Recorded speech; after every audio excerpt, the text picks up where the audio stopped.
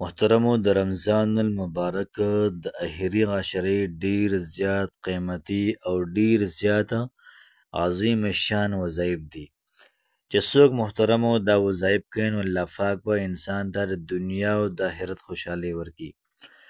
الله پاک به د انسان د هر قسمه پریشانو نه تکلیفو نه غمو نه وساتي. الله پاک به د انسان تمام دعاګانې دا قبول کړي. الله پاک به انسان له هغه سور کې چې د انسان په مقدر کې محترم دا لیکلي دي هغه به الله پاک د انسان ته ورکړي چې د انسان ته لا اوسه پورې معلومې نه دي.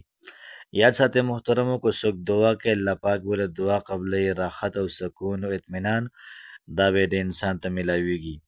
د انسان به تمام حاجات پوره کیږي پریشانی به حل. الله پاک به د انسان په رزق کې الله پاک به د انسان په کاروبار کې دکاندارۍ کې دا محترم برکت واچي. دغه رنګې که چېرته واده نه کېږي الله پاک به په ښه ځای کې محترمو دا رشته ورکړي. یاد ساتئ محترمو چې د دې وظیفې فایده به دا وي چې الله پاک به تا سره بې پناه محبت کې او دغه رنګې ډېر زیات مال او دولت به الله پاک درکوي تعالی. الله پاک به ستا تمام ګناهونه معاف کوي. دغه رنګې الله پاک به تا د ذلت نه ساتي. ستا مخ چې کوم دی دا به الله پاک محترمه منور کوي. الله پاک به تا په دنیا او په آخرت کې چاته محتاجی نه. ډیره زیاته بهترین او ډیره زیاته اعلی وظیفه ده او دغه رنګ نبی کریم صلی الله علیه و آله وسلم مستا سپارش کوي او الله پاک به ستا تمام اعمال د رمضان المبارک دا به قبلی. نو وظیفه راسه وګورئ ډیره زیاته کمال ده د رمضان المبارک د اخري عشرې د 10 ورځو وظیفه ده محترمو او د هر ورځې بیله بیله ده. بس تاسو دغه سکرین شاټ ټوال یو ځان سره کېدئ په کم تاریخ راځي کوم روژه راځي هغه وظیفه کوئ ان شاء الله العزیز. الله پاک به ستاسو تمام مسلې دا به ختم کړي. بسم الله الرحمن الرحیم. شروع کوم د ډیر زیات بخونکي او د ډیر زیات مهربان رب په نوم باندې. السلام علیکم ورحمت الله وبرکاته. امید در کوم چې تاسو ټول به ټیک ټاک الله پاکم خوشاله آباد ساته. نن چې محترمو زمونږ کوم وظیفه ده د رمضان المبارک د اخري عشرې د 10 ورځو دا وظیفه ده. په بیله بیله ورځ باندې بیل بیل کلمات دي. بس تاسو ځان سره دا سکرین شاټ والی او ځان سره محفوظ وساتئ ان شاء الله العزیز ډیره زیاته فایده وکړي. نن د رمضان المبارک یویشتمه روژه ده. نن چې کومه وظیفه ده لا حول ولا قوة الا بالله لا حول ولا قوة الا بالله دا به 314 پیرې وي. فایده به دا وي چې الله پاک به ستا تمام مشکلات ختم کړي. الله پاک به ستا تکلیفونه دردونه مصیبتونه دا به ختم کړي او هر قسم حاجات الله پاک به ستاسو پوره کړي. ورپسې په 22مه روژه باندې د شپې نه هم کولی شي د ورځې هم کولی شي لا اله الا انت سبحانك اني كنت من الظالمين دا به 314 پیرې وي. ودې ویلي د دې فایده به دا وي چې الله پاک به ستا تمام ګناهونه دا معاف کوي. الله پاک به ستا تمام دعاګانې دا قبلی. ستا دعا به الله پاک رد کوي نه. هر هغه نعمت به الله پاک تعالی درکوي چې به کوم ته خوشحالېږي. د هر هغه مصیبت نه الله پاک ته په امن کې ساتي چې په کوم باندې ته هم پکېږي. ورپسې د 23مې روژې کومه وظیفه ده او کلمه طیبه ده لا اله الا الله محمد رسول الله دا به 314 پیرې وایي. الله پاک به ستاسو دعاګانې ضرور قبلوي. الله پاک به تاسو له پرسکون زندگی درکړي. دغه رنګې په دنیا کې هم به تاسو باندې راحت او اطمیناني او دغه رنګې په آخرت کې هم او ستاسو زړه دا محترم منوري. ورپسې په 24مه روژه باندې حسبنا الله ونعم الوکیل 314 پیرې دا ووایي.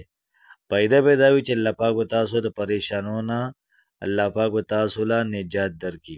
الله پاک به تاسو رزق کې برکت واچي. رزق بدل سوا کې کاروبار بدل سوا کې کو چېرته واده نه کېږي نو الله پاک به څومره تمام بندش دي دا به الله پاک ختم کړي او ستا په ښه ځای کې نکاح وکړي. ورپسې په 25مه روژه باندې سبحان الله وبحمده سبحان الله العظیم دا به 314 پیرې وي.